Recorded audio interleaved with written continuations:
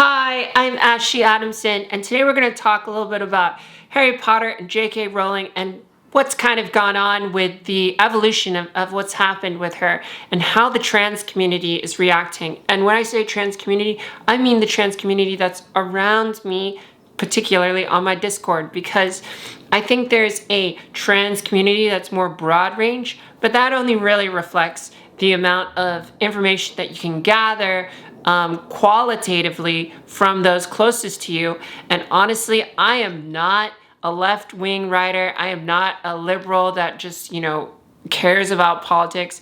I'm a grounded trans woman that kind of just wants to see things in a level-headed way, not really be outraged.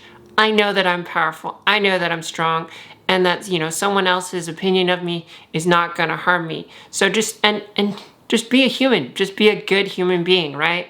Like, you don't want to be, like, who do you not want to spend time with? Does it matter really if the person is cis or trans? It really just matters if they're a good person, right? So that's kind of how I see the world.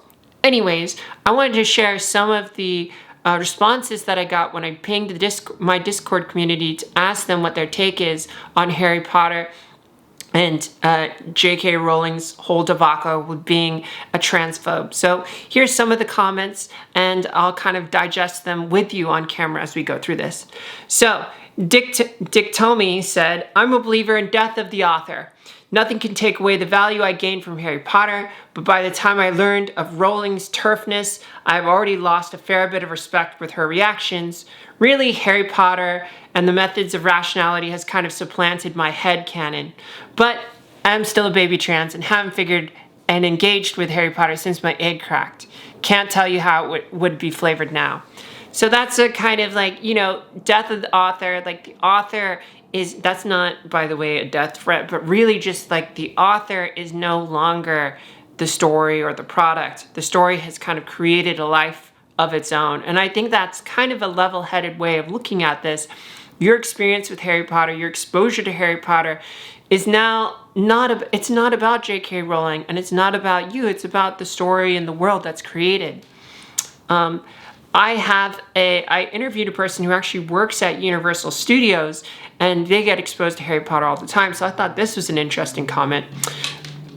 Bridget said, "So weird perspective, but I go to school for theme park design, and I've been interning for Universal, and I like the deal. I have to deal with it a lot. The short answer is, it isn't really about the books or JK to me anymore. It's more about seeing the fans in the park, connecting with it, and watching little kids run around with their magic wands casting spells," which I actually think is a really beautiful way of looking at it. It has its own life separate from all this political commentary. I'll add one more, but I think you're starting to see kind of the level-headedness, at least of this trans community that's around me in my Discord community, which, by the way, you can hit down below to join. Here's one more. "I guess I treat the art differently than the person, as I'm sure that other authors, actors, etc. are doing things I find wrong or horrible, but I still like what they do. The fact is, almost all the time we don't truly know what the person is behind the art. I like ContraPoint's YouTube a special episode on JK Rowling." Yeah.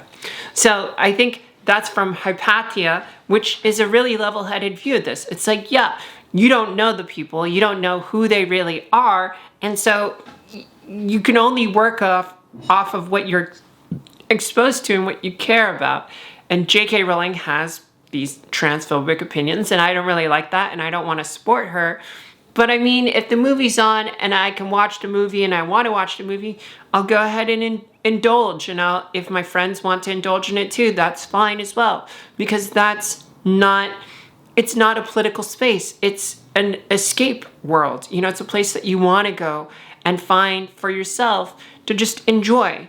What's your take on it? Do you really care about what the author thinks when you read content that's meant to be fantasy, meant to be escapist?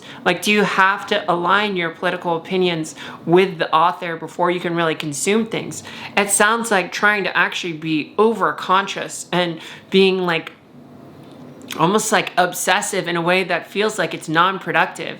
This is if you play a video game, do you want to check all the political opinions of those video game creators? I think there's this kind of line, and maybe this is the thing to suss out here, is where do you draw the line when you financially support someone that you don't really want to financially support, right? Now with Harry Potter, a lot of the stuff she already sold, she already cashed out on that, right? But if there's a game company, let's say Activision, that is well known for being super sexist and has a lot of, or is that Activision? Yeah, I'm sure Activision has that. But also Blizzard. Yes, Blizzard is super sexist. Sorry, scratch out about Activision. Blizzard is super sexist. Do you care about that? And do you want to support their products? Still, like, the CEO is openly sexist and has had sexual assault accusations. So it's like, do I want to support that game company? I think now that I know that, I probably don't want to support that company, but I don't even like their games anyways.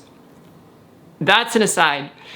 Where's this line for you? Like, where do you want to draw the line with what you support financially versus what you enjoy? Like, if you enjoy the book of JK Rowling, you can buy the book. Are you supporting the artist? Are you supporting JK Rowling specifically? I don't know if you are. Please let me know what your thoughts are. I'd love to hear yours. I'll see you in another video soon. Join my Discord community down below, and you can support me on Patreon. Bye!